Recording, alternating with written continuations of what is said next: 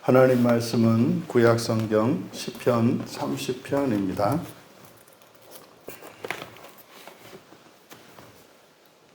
시편 30편 말씀을 우리 같이 한 목소리로 함께 읽겠습니다.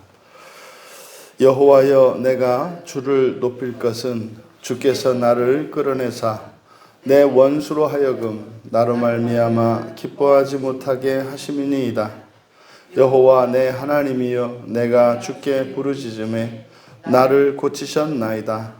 여호와여, 주께서 내 영혼을 수월에서 끌어내어 나를 살리사 무덤으로 내려가지 아니하게 하셨나이다. 주의 성도들아, 여호와를 찬송하며 그의 거룩함을 기억하며 감사하라. 그의 노염은 잠깐이요 그의 은총은 평생이로다. 저녁에는 울음이 깃들일지라도 아침에는 기쁨이 오리로다. 내가 형통할 때에 말하기를 영원히 흔들리지 아니하리라 하였도다. 여호와여, 주의 은혜로 나를 산같이 굳게 세우셨더니 주의 얼굴을 가리심에 내가 근심하였나이다. 여호와여, 내가 주께 부르짖고 여호와께 간구하기를 내가 무덤에 내려갈 때에 나의 피가 무슨 유익이 있으리요? 진토가 어떻게 주를 찬송하며 주의 진리를 선포하리이까?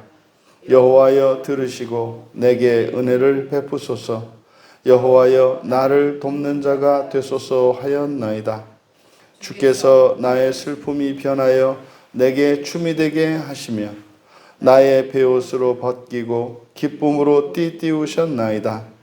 이는 잠잠하지 아니하고 내 영광으로 주를 찬송하게 하심이니 여호와 나의 하나님이여, 내가 주께 영원히 감사하리이다. 아멘. 부활의 확신과 감사라는 제목으로 말씀의 은혜를 나누고자 합니다. 마치 이 시 30편은 우리가 이 세상을 살아가면서 만나는 많은 그리스도인들의 고민 중에 한 가지, 구원의 확신에 관한, 그래서 이 다윗이 바로 그 구원의 확신을 가지게 된 것에 대해서 하나님께 감사하고 찬양하는 시입니다.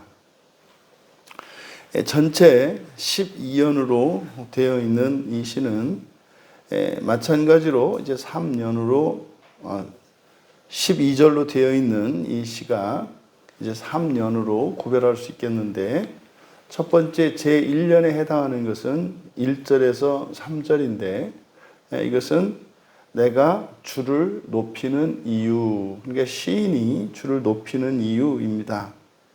제2년에 해당하는 4절에서 7절까지는 그의 거룩한 기억을 찬송하며 감사하라.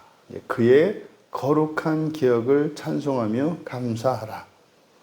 그리고 마지막 제3년에 해당하는 8절에서 12절은 진리의 은혜를 간절히 기도함, 이렇게 소제목을 붙여보았습니다. 먼저 제1년에 해당하는 1절에서 3절, 여기 보면은 이제 여호와여, 내가 주를 높일 것은 주께서 나를 끌어내사 내 원수로 하여금 나로 말미암아 기뻐하지 못하게 하셨기 때문입니다. 그래서 1절에서 3절까지는 사실 시인인 다윗이 여호와를 높여야 하는 이유에 대해서 밝히고 있습니다. 이게 사실 이 시의 표제를 보면은 성전 낙성가라고 되어 있거든요. 그러니까 성전 낙성가니까 이게 이제 다윗이 이제 여호와의 계를 드리고 시온성에 드리고 이제 성전이 이제 완성이 되었을 때, 이제 성전이 여호와의 계가 시온성에 들어왔을 때, 이제 그때 이제 부른 시처럼 보이는데, 실제로 성전이 이제 완전히 만들어진 것은 다윗의 아들 솔로몬 때거든요. 그러니까 다윗은 성전을 짓지 못하지 않습니까? 그러니까 하나님께서 다윗의 손에 피를 묻혔기 때문에 성전을 짓는 것을 허락하지 않으셨습니다. 그래서 이제 성전을 건설하는 데 소요되는 이런 자금들, 그리고 그런 재료들만 준비를 해 놓았고, 실제 성전을 건축한 것은 아들 솔로몬이란 말이에요. 그런데 이 시가 성전 낙성가입니다. 그러니까 마치 본인이 짓지도 못했고, 그리고 완성된 그 성전을 보지 못했음에도 불구하고 마치 성전을 바라보는 것처럼 노래를 부른 거다 이 말이에요. 그러면 여기서 말하는 성전은 뭐겠습니까? 이것은 하나님의 나라인 거예요. 그래서 자신이 하나님 나라에 들어가는 것, 부활이죠. 그래서 그 부활에 대한 그 확신을 가지게 되었고, 그것으로 감사하게 된 시다라고 말씀을 드렸는데, 여기서 이제 여호와여 내가 주를 높일 것은, 여호와여 나는 당신을 높일 것입니다, 이렇게 시작을 합니다. 내가 여호와 당신을 높일 것입니다. 그리고 나서 이제 이유를 설명하는 거예요. 그래서 1절에 이유를 두 가지로 설명을 하는데, 첫째는 주께서 나를 끌어내사, 그러니까 나를 끌어내셨기 때문입니다 해요. 나를 끌어내셨기 때문입니다. 여기서 끌어내다라고 번역한 이 단어는 이제 달라라는 말인데, 끌어낸다는 것은 뭐겠습니까? 혼자의 힘으로는 벗어날 수 없는 어떤 장소나 상태가 전제되어 있는 거예요. 어딘가에서 끌어내는 겁니다. 그런데 여기서 이제 어떤 상태나 장소, 이것을 이제 우리가 짐작할 수 있는 것이 뭐 한계 아니겠습니까? 그러면 오늘날 우리가 우리 힘으로 벗어날 수 없는 어떤 한계 뭐겠습니까? 뭐 대표적인 것이 우리의 운명이겠고, 또 우리가 피할 수 없는 이 생로병사, 인간의 연약성 아니겠습니까? 그러니까 사망과 멸망, 이런 것들은 우리의 한계인데, 우리가 우리 힘으로 어찌할 수 없는 한계 상황들인데, 거기에서 벗어나게 해주신 것을 의미합니다. 그러니까 1절의 시작에 내가 여호와 당신을 높일 것입니다 라고 할 때, 이제 우리말 성경은 그 높인 이유에 대해서 끌어냈다라고 한다 이 말이에요. 그러니까 지금 다윗이 이 시를 지으면서 그가 생각하는 것은 첫째 뭡니까? 이 시를 짓기 이전에, 그 기준점 이전에는 벗어날 수 없었던 어떤 절대 상황이 있었어요. 근데 거기서 이제는 벗어나게 된 겁니다. 해방하게 된 겁니다. 이게 이제 우리가 교회에서 이야기하는 팔자를 바꾸는, 운명을 바꾸는 이런 거 아니겠습니까? 내가 정말 상상도 할 수 없고 정말 꿈도 꾸지 못했던 그런 인생을 살 수 있겠구나 하는 이런 어떤 가능성과 확신을 본 겁니다. 그래서요, 당신을 높일 것입니다 라고 노래를 한 거예요. 그래서 바로 이 첫 번째 끌어냈기 때문입니다 라고 하는 이 달라라고 하는 이 말이 가지고 있는 의미는 어떤 절대 상황, 한계가 있다는 거예요. 두 번째로, 그럼 이게 뭘까? 이제 두 번째의 이유에서 그 단서를 찾아낼 수가 있는데, 내 원수가 나로 말미암아 기뻐하지 못하게 하셨기 때문입니다. 이게 두 번째 이유입니다. 그러면 두 번째 이유에서 원수에 대한 언급을 한단 말이에요. 이 원수, 이 오해분은 나에게 피해를 끼치고 악을 행하는 대상입니다. 근데 이 원수가 성경에서 은유적으로는 사탄을 의미해요. 그러니까 바로 앞에서 바로 벗어날 수 없는 곳에서 날 끌어냈다 그랬는데, 그러니까 첫 번째로 이유로 이야기한 그 끌어낸 것, 그것은 어디겠습니까? 바로 원수의 세력권, 사탄의 지배에서 벗어나게 해준 것임을 우리가 유추할 수 있다. 또 현실적으로는 나에게 위협이 되고 나에게 어떤 고통을 주는 그 대상과 어떤 문제로부터 벗어난 것을 의미하는 거죠. 근데 이것이 은유적으로는 사탄에게서 벗어난 것을 의미한다. 그러면 이어지는 2절의 내용은 점점점 이제 앞에서 주를 높이는 이유로 제시했던 끌어낸 것. 근데 그 끌어낸 것이 어디서 끌어냈을까? 두 번째에 의해서 원수의 손아귀 아래서라는 것을 유추할 수 있게 했는데, 또 이제 3절에 가면 점점점 그 내용을 자세하게 설명하고 있어요. 여호와여 주께서 내 영혼을 여호와 내 하나님이여 내가 주께 부르짖음에 나를 고치셨나이다. 이렇게 얘기를 합니다. 그러면 이런 거죠. 바로 그러면 시인이 이제는 거기에서 벗어났지 않습니까? 여호와께서 끌어내셨으니까. 그러면은 벗어나기 이전의 그 상태는 원수의 손아귀 아래에 있었잖아요. 그러니까 그때의 상태가 건강하고 아름답고 정상적인 상태는 아니었겠죠. 그래서요, 그간의 그 고생과 고난으로 인해서 상처를 입지 않았겠습니까? 결핍이 있지 않겠습니까? 네, 그리고 온전하지 못한 것이 있지 않겠습니까? 그래서 끄집어내 주셨지만, 꺼내 주셨지만, 이제 부르짖었다 그래요. 이 부르짖음의 원인, 그 내용이 무엇이겠습니까? 그 원수 아래에 있을 때에 내가 입었던 어떤 상처나 피해 이런 거란 말이죠. 그것에 대해서 부르짖은 거예요. 기도한 거잖아요.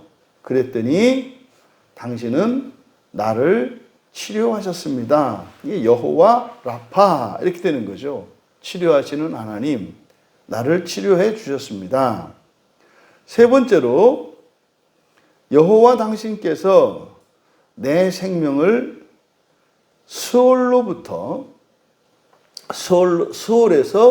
끌어내어 나를 살리사 이렇게 쭉 되어 있는데, 이제 3절에 보니까 바로 처음에 1절에서 여호와를 높이겠다고 했던 그 이유로 밝혔던 끌어낸 것, 그 끌어낸 것이 구체적으로 어디인지를 이제 3절에 정확하게 이야기하고 있는 거죠. 끌어내 주신 것이 어디입니까? 수월이라는 데가 뭡니까? 이게 수월은 그냥 히브리어를 발음대로 그대로 한 것인데 뭐 이렇게 할 필요가 없는 거죠. 원래 수월은 그냥 음부입니다. 사후세계죠. 음부로부터 올라오게 하셨고, 이제 3절에는 끌어내어 이렇게 되어 있습니다만 1절에 끌어내는 것과 다릅니다. 이것을 이제 연결 지으려고 번역할 때 이렇게 한 거죠. 그러면 여기서 끌어내다 할 때 이것은 끌어내는 게 아니고 올라오다 이렇게 되어 있습니다. 음부로부터 올라오게 하셨고, 그 다음에 무덤으로 내려가지 않게 하셨습니다. 이 무덤이라고 번역했습니다만 무덤이라고 번역한 이 단어는 보르입니다. 보르는 이제 구덩이, 주로 함정이죠. 구덩이나 또는 물 웅덩이를 의미합니다. 그래서 이것은 위험과 어떤 함정을 나타내는 말이에요. 그러니까 음부와 무덤이라고 하는 이것을 통해서 우리가 알 수 있는 것은, 음부는 사후세계 전체를 말하죠. 근데 끄집어 올리는 것, 끌어내는 것은 사실은 사후세계에는 지옥이 있고 낙원이 있단 말이에요. 그러니까 여기서 이 수월과 무덤으로 표현된 이것은 사실 지옥을 의미하는 말이죠. 그러니까 다윗은 자신이 바로 그 지옥으로부터 여호와 하나님께서 끌어내 주신 것임을, 끌어내 주셨다고 하는 사실을 깨닫게 된 거예요. 그러니까 지금 1년에서 다윗이 노래 부른 이것은 내가 당신을, 여호와 당신을 높일 것입니다 라고 하는 이것은 뭡니까? 바로 다윗이 하나님께 감사하고 다윗에게 하나님을 높이겠다고 하는 그 이유가 지옥에서 벗어나게 해주신 거예요. 지옥에서 끌어내 주신 것이라는 겁니다. 그러니까 다윗은 사후 세계와 지옥에 대한 지식을 분명히 알고 있었던 것을 알 수 있습니다. 그리고 나서 제2연에 가면 주의 성도들아 여호와를 찬양하라. 여기도 마찬가지입니다. 찬양하라. 이제 4절은 찬양하라. 그리고 감사하라. 이렇게 두 개의 명령문으로 되어 있어요. 그러니까 주의 성도들아 여호와께 찬양하라. 그리고 감사하라. 근데 찬양하는 것은 여호와께 찬송을 드리라는 것이고, 그 다음에 감사하라고 하는 이 감사는 우리말 성경은 거룩함을 기억하며 라고 되어 있는데 이것은 잘못된 번역입니다. 그럼 이렇게 되면은 성도들에게 기억하라는 거잖아요. 그런데 그게 아니라 이 기억은 하나님의 기억이에요. 그래서 그의 거룩한 기억입니다. 그의 거룩한 기억에 감사하라. 그의 거룩한 기억에 감사하라. 그러니까 하나님의 기억을 말하거든요. 하나님의 기억에 감사하라. 그러니까 감사해야 되는 그 구체적인 이유가 하나님의 기억이라는 거예요. 그러면 아니 왜 하나님에 대한 기억이 감사의 제목이 될까? 이제 뒤에 있는 내용을 살펴보면은 이제 그 의미를 확실히 알게 됩니다. 이어서 왜냐하면 이제 5절은 바로 앞에서 여호와께 찬양하고 그리고 그의 거룩한 기억에 감사해야 되는 이유를 이제 5절에서 밝히고 있는데, 5절은 왜냐하면 이렇게 시작을 합니다. 왜냐하면 그의 노여움은 잠깐이고 그의 은총이라고 되어 있는데 은총이 이 라촌입니다. 그러니까 밑에 7절에 보시면 주의 은혜 이렇게 되어 있지 않습니까? 똑같은 단어예요. 그러니까 이거는 은총이라고 하면 안 되고 그냥 똑같이 은혜라고 번역을 해야 되는 거죠. 그의 노여움은 잠깐이고 그의 은혜는 평생이기 때문이다. 그럼 여러분 바로 앞에서 그의 하나님의 기억이 감사의 이유였는데 왜 하나님의 기억에 대해서 감사를 하는가? 노여움과 하나님의 은혜에 대해서 말해요. 이거는 모세를 통해서도 말씀하셨던 이 사람의 이 죄에 대해서는 아비의 죄로 인해서는 자식의 이르기까지 3, 4대의 저주가 임해요. 그렇죠? 그런데요. 하나님의 복과 은혜는요. 1000대까지예요. 근데 이거는 위아래가 없어요. 그러면 이것을 다윗은 기억과 연결시키고 있어요. 왜 그의 기억에 대해서 감사하라 그래요? 그러니까 죄에 대해서 죄의 삭은 노여움이잖아요. 그러니까 죄의 결과가 노여움인데 바로 죄로 인해서 하나님이 진노하시는 것은 영원한 게 아니라 어떻다? 순간이라고 말하고 있어요. 순간. 근데 이 순간이 진짜로 순간으로 생각하면 안 되죠. 이것은 뒤에 은혜를 받는 기간에 비해서 하나님의 진노를 받는 기간이 짧다고 얘기하는 거지. 이것을 절대로 짧다고 생각하면 안 돼요. 여기서 이 잠깐이라고 하는 이 레가 이거는 순간이라는 뜻이거든요. 그러니까 뭐 불교 용어로 찰나 이런 겁니다. 근데 이것은 은혜의 크기가 훨씬 크다는 것을 강조하기 위해서 극적인 대비로 놓은 것이지 절대로 하나님의 노여움을 만만하게 볼 수 있는 근거로 삼으면 안 된다. 왜요? 이 노여움이 몇 년까지 가요? 1000년까지 간단 말이에요.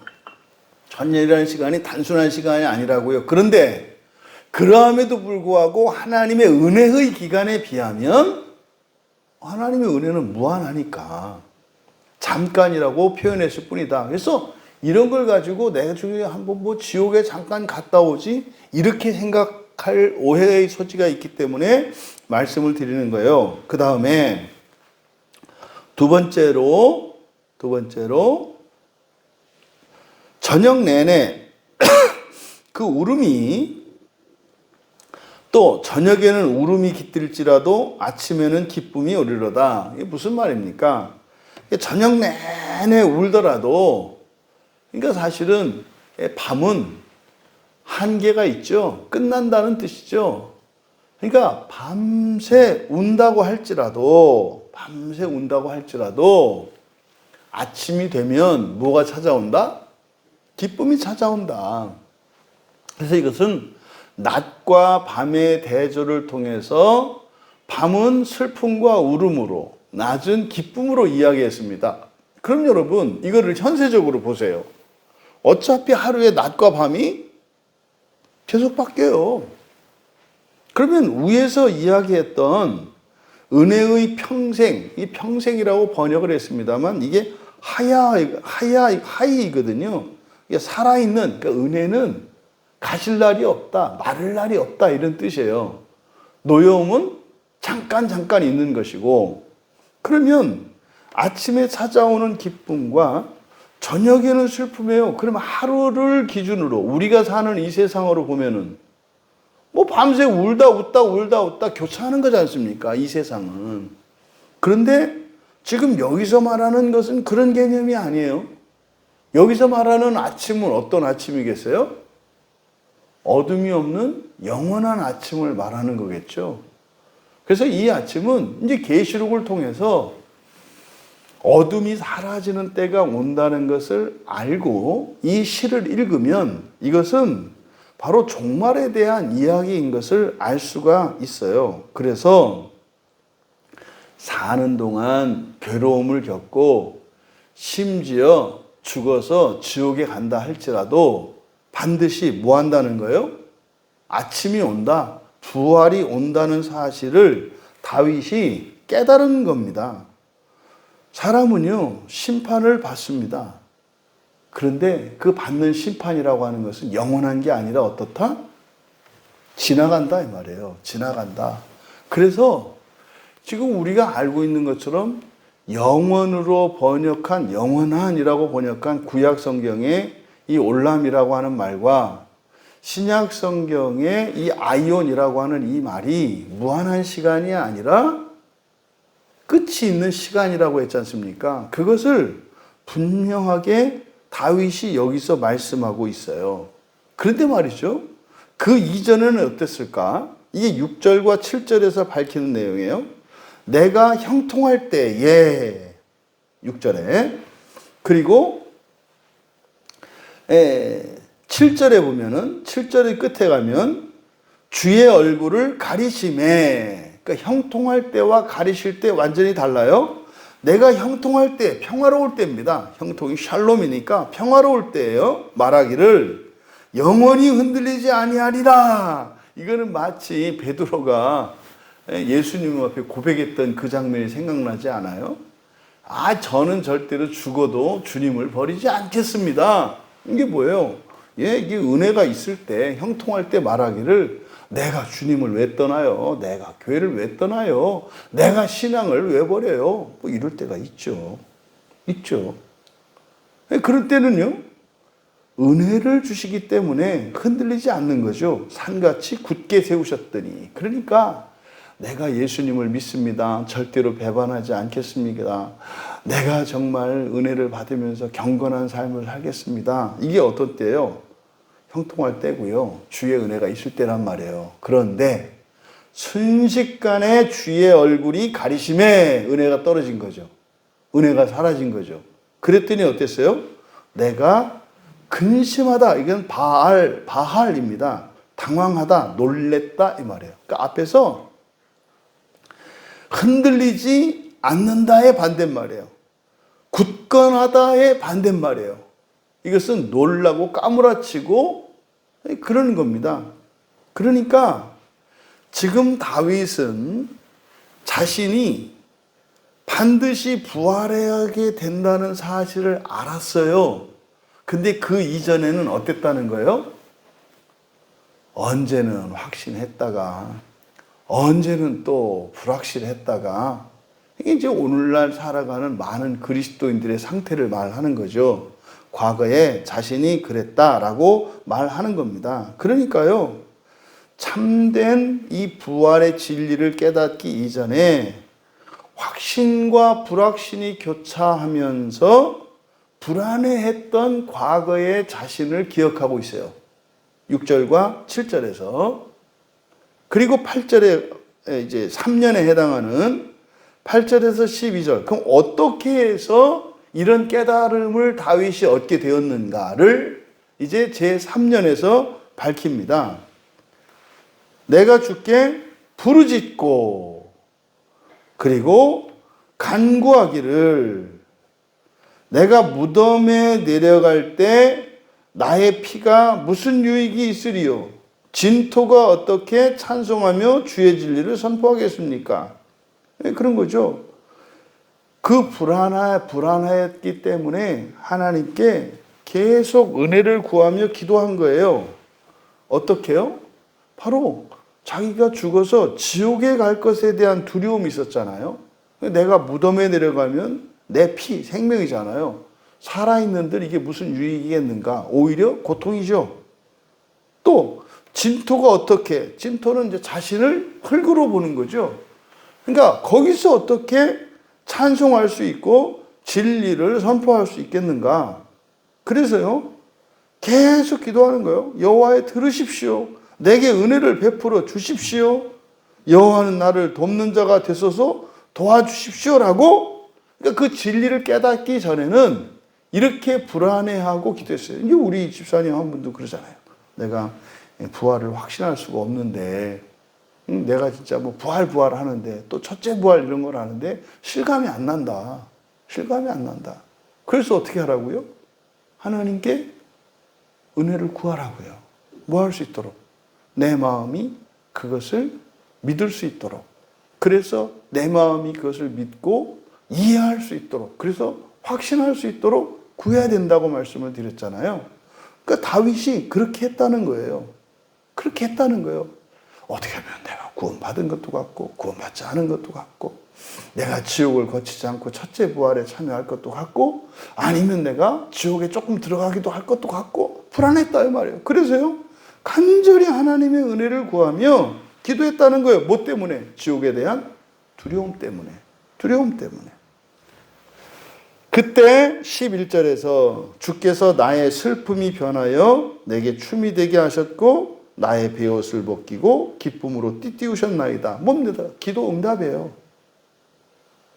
여러분, 우리가 성경 말씀을 믿음으로 받아들인 그것을 확신하게 되는 것은 그냥 믿음의 확신이 아니라 믿음으로 받아들여진 하나님의 말씀이 진리로 이해되어지고 깨달아질 때 확신이 되는 거예요.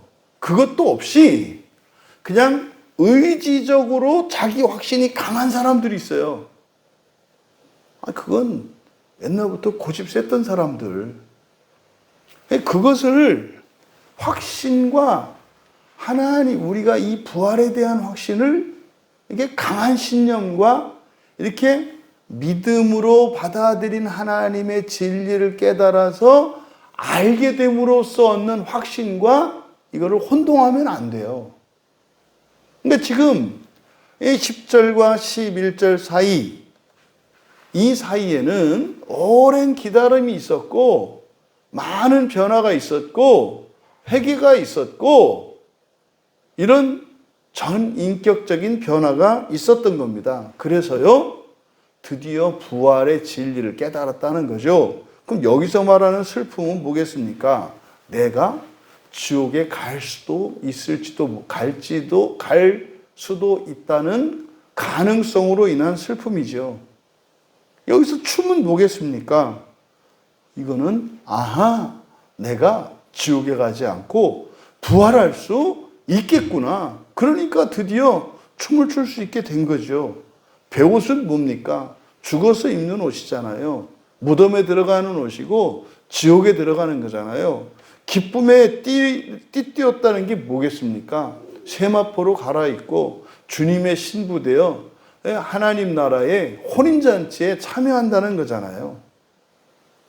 12절은 그래서 제가 이렇게 돼요. 우리말 성경은 이는 이라고 했습니다마는 그대로 직역하면 그래서 제가 잠잠하지 않고 내 영광으로, 여러분 내 영광이 뭐겠어요? 부활의 영광을 말하는 거예요. 주를 찬송할 것입니다. 찬송할 것입니다. 여호와 나의 하나님이여 내가 주께 영원히 감사하겠습니다. 뭘 노래하고 있어요? 부활의 확신을 얘기하고 있어요. 어떤 부활? 첫째 부활입니다. 첫째 부활. 지금 저도 이렇게 시편을 읽어나가고 시편을 묵상하면서 얼마나 이게 신나고 감사한지, 이 시편 안에 이미 이 부활에 대한, 첫째 부활에 대한 이런 계시들이 다 들어가 있고 알았구나. 그러니까 신약 성경이나 구약 성경이나 정말로 똑같은 거였구나. 그런데 그들이 알았는지는 모르겠어요. 근데 우리는 분명히 알 수 있는 거죠.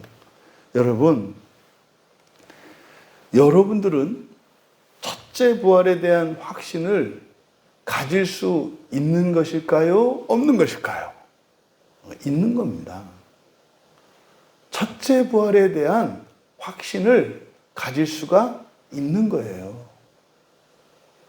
다윗의 경우에는 하나님의 은혜를 구하며 기도함으로 그 확신을 가질 수 있었다고 이야기하는 것입니다.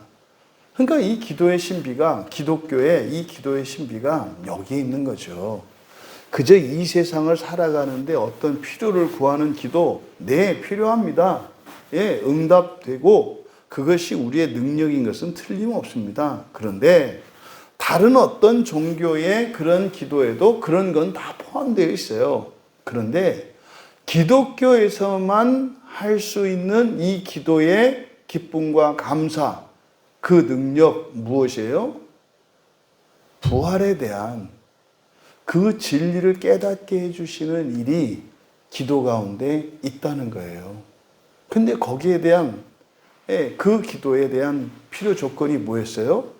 일단 지옥과 사후세계에 대한 믿음이 있어야 해요. 죽고 난 뒤에 심판이 있고, 심판 뒤에는 지옥과 낙원이라고 하는 이중 예정이 있다는 거죠. 누구는 지옥에 있을 수 있고 누구는 낙원에 있을 수 있다고 하는 이중 예정입니다. 그런데 분명히 하나님은 성경을 통해서 우리가 지옥을 피하고 지옥 없이 곧바로 낙원에 임하여 첫째 부활에 참여할 수 있는 길을 이 성경 안에 확실하고 분명하고 선명하게 제시해 주었다는 사실이에요. 이것이 지금 다윗의 고백을 통해서 우리에게 확인시켜 주는 것이다. 이제 이 설교가, 이 본문이 이제 이번 주일 설교가 그거거든요. 주일 설교의 핵심 내용이 그겁니다. 지옥 안 가고 즉시 부활할 수 있는 방법, 길이에요. 예수님께서 가르쳐 주신. 그러니까 여러분, 종종 이제 예전부터 저도 이제 어떤 목사님들한테 물어보면, 어떤 사람이 지옥에 갔습니까? 천국 갔습니까?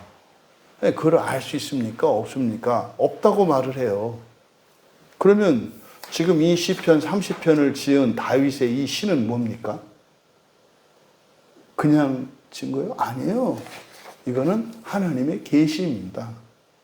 또 이제 요한복음에서 우리가 살펴보겠습니다만 예수님께서도, 바울 사도께서도, 또 베드로 사도께서도, 예수님의 형제들인 야고보나 유다도 분명하게 얘기하거든요.